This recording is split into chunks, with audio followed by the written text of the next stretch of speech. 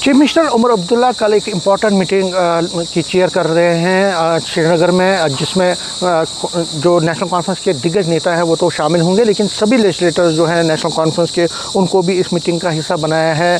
जितने भी लेजिस्लेटर हैं नेशनल कॉन्फ्रेंस के और नेशनल कॉन्फ्रेंस को जो सपोर्ट कर रहे हैं कई इंडिपेंडेंट, उनको भी इस मीटिंग का हिस्सा बनाया गया है। अगर इस मीटिंग की बात करें तो कई इश्यूज़ पर, जिस तरह हम पहले से ही कह रहे हैं कि डिस्कशन होगा स्टेटहुड के इशू पे, किस तरह से आगे बढ़ा जाए, इस तरह से गवर्नेंस को किस तरह से मजबूत किया जाए, और जो रिव्यू लिया जाएगा मिनिस्टर्स की परफॉर्मेंस को रिव्यू लिया जाएगा, एमएलए का फीडबैक भी लिया जाएगा कि किस तरह से सरकार की कामकाज को और सुधारा जाए।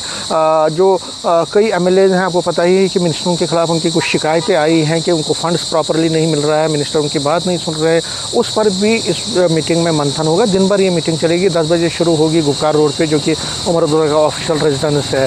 लेकिन इसी बीच जो सबसे चौंकाने वाली बात है कि कांग्रेस को इस मीटिंग का हिस्सा नहीं बनाया गया है। कांग्रेस को अभी तक, जब तक मैं आपसे बात कर रहा हूँ, कि कोई लेटर उनको नहीं गई है, कोई इनविटेशन उनको नहीं गई है। इसका मतलब है कि कांग्रेस इस मीटिंग का हिस्सा नहीं बन रही है अभी तक की जो खबरें हैं। तो अगर कांग्रेस इस मीटिंग का हिस्सा नहीं बन रही तो इसका मतलब है कि all is not well between national conference and Congress. और ये पहली बार नहीं है कि कांग्रेस को तरजीह नहीं दे रहे हैं। उमर अब्दुल्ला को याद होगा, पहले भी कांग्रेस ने सेफ सीट मांगी थी राज्यसभा की, नहीं मिली उनको।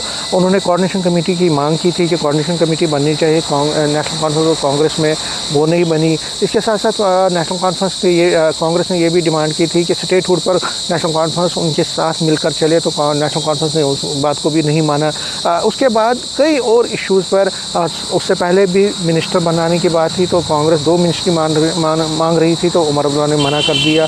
तो कांग्रेस जो भी मांग रही है उमर अब्दुल्ला उनको दे नहीं रहे हैं, और यही वजह है कि अब कांग्रेस के कई नेता जो हैं वो खुलेआम कह रहे हैं कि नेशनल कॉन्फ्रेंस के साथ हमारा रिश्ता, उसको ख़त्म कर देना चाहिए। लेकिन ये जो रिश्ता है अभी तक तो चल ही रहा है, लेकिन अगर आउटसाइड सपोर्ट देने वाले इंडिपेंडेंट एमएलएज को बुलाया गया है मीटिंग में, तो आउटसाइड सपोर्ट देने वाली कांग्रेस को क्यों नहीं बुलाया गया? कांग्रेस की 6 एमएलएज हैं।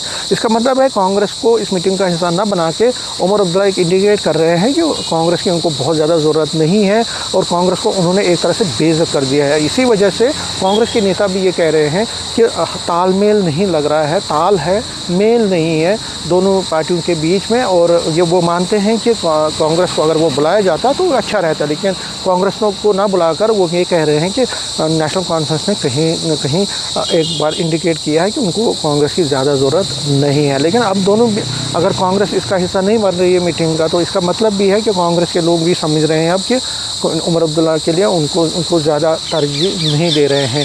तो आगे चल के ये रिश्ता क्या रहता है, उस पर भी आज हमारी नज़र रहेगी। नेटवर्क 18 के लिए मैं समीर भट्ट।